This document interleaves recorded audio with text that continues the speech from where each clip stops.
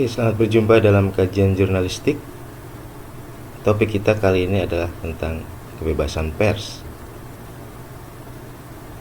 Kenapa kebebasan pers itu penting? Pertama, karena kemerdekaan pers atau kebebasan pers merupakan salah satu wujud dari kedaulatan rakyat. Untuk memelihara kedaulatan rakyat inilah urgensi dari kebebasan pers.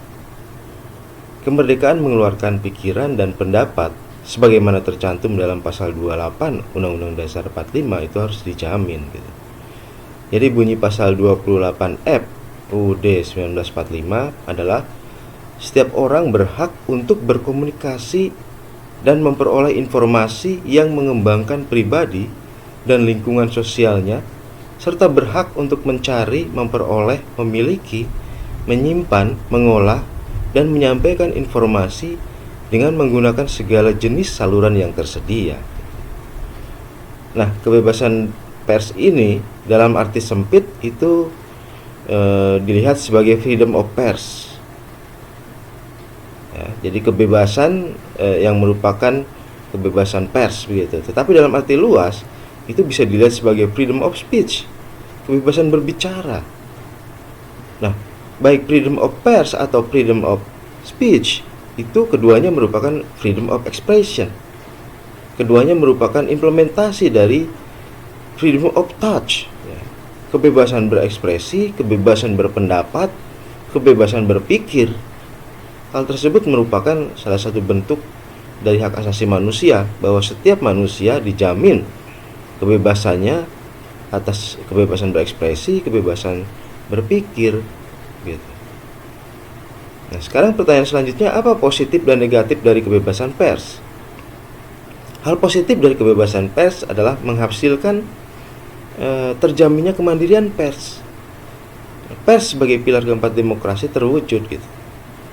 Nah, dengan terjaminnya kemandirian pers, maka harapannya adalah akan tercipta check and balances dalam kekuasaan. Nah, hal negatif dari kebebasan pers, ada hal negatifnya, yaitu munculnya media yang abai terhadap profesionalisme dan tidak mengindahkan kode etik. Berita tidak berdasarkan fakta dan tidak berimbang. Agar tidak memunculkan dampak negatif, kebebasan pers memiliki batasan. Ada pada pasal 5 ayat 1 Undang-Undang Pers. Pers nasional berkewajiban memberitakan peristiwa dan opini dengan menghormati norma-norma agama dan rasa kesusilaan masyarakat serta asas praduga tak bersalah. Nah, Undang-Undang 40 tahun 99 tentang pers ini menandai kehendak akan terwujudnya kebebasan pers. Jadi undang-undang yang lahir di awal era reformasi ini membalikkan tangan, ya, seakan membalikkan tangan dari tadinya pers yang terkungkung, pers yang tidak bebas menjadi pers yang bebas gitu. Undang-Undang 40 tahun 99 sampai sekarang masih dipakai karena memang dilihat sebagai undang-undang yang terbaik gitu ya. Tidak ada lagi pengekangan oleh penguasa. Dengan undang-undang ini kebebasan pers benar-benar terwujud gitu. Nah, namun pada faktanya, apakah kebebasan pers sekarang benar-benar terwujud?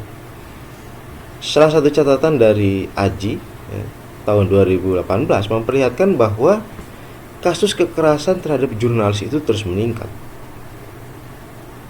Nah, kasus yang terus meningkat ini memperlihatkan bahwa meskipun dari sisi regulasi itu telah ada regulasi yang benar-benar menjamin kebebasan pers, tetapi di lapangan kekerasan terhadap pers itu masih terjadi, dan itu bisa dilihat sebagai tantangan atau hambatan terhadap kebebasan pers. Catatan akhir tahun 2018, jurnalis dibayangi persekusi dan kekerasan fisik. Kekerasan fisik merupakan pemukulan, penamparan, dan sejenisnya masih menjadi jenis kekerasan terbanyak pada tahun 2018.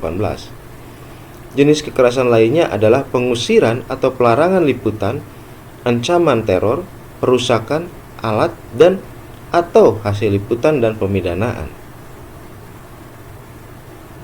Terdapat indeks kebebasan pers ya, Indeks kebebasan pers tahun 2018 misalnya yang dirilis oleh Reporters Without Borders pada Selasa 24 April 2018, peringkat kebebasan pers di Indonesia tidak bergeser ya dari tahun-tahun sebelumnya. Indonesia tetap berada di peringkat 124. Ini termasuk buruk ya, peringkat 124. Tak lebih baik dari Timor Leste di peringkat 95 dan Afghanistan di peringkat 118. Skor secara keseluruhan yang dimiliki Indonesia hanya membaik 0,25% dibanding dengan tahun lalu di angka 39,93. Skor tersebut menempatkan kebebasan pers di Indonesia dalam kategori buruk. Apa penyebab rendahnya indeks kebebasan pers kita? Penyebabnya adalah intimidasi kelompok-kelompok radikal terhadap gerak peliputan dan akses informasi bagi para jurnalis. Pembatasan akses jurnalis asing untuk meliput daerah konflik di Indonesia, ya, misalnya di Papua gitu ya. Nah, ada 3 aspek indeks kebebasan pers. Pertama, iklim hukum, menyoroti aspek regulasi sebuah negara terhadap kebebasan pers. Kemudian aspek politik, menyoroti kebijakan yang berdampak terhadap kebebasan pers, termasuk kasus kekerasan terhadap jurnalis dan media. Dan yang ketiga, iklim ekonomi, menyorot lingkungan ekonomi negara yang berdampak pada kebebasan pers. Terdapat 3 negara dengan indeks kebebasan pers terbaik, yaitu Norwegia, Swedia, dan Belanda. Jadi kita lihat semuanya ada di Eropa. Kemudian 3 negara dengan indeks kebebasan pers terburuk, itu Korea Utara, Eritrea, dan Turkmenistan. Sepanjang 2018, RSF mencatat 20 jurnalis tewas, terdiri dari 14 jurnalis, 4 jurnalis warga, dan 2 pendamping jurnalis. Ancaman kebebasan pers yang pada Orde Baru dilakukan oleh pemerintah yang berkuasa kini berpindah ke kelompok-kelompok masyarakat tertentu yang memiliki kekuatan represif. Jadi ancaman terhadap kebebasan pers itu bukannya hilang, tetapi subjeknya berpindah. Diawali dengan langkah membongkar identitas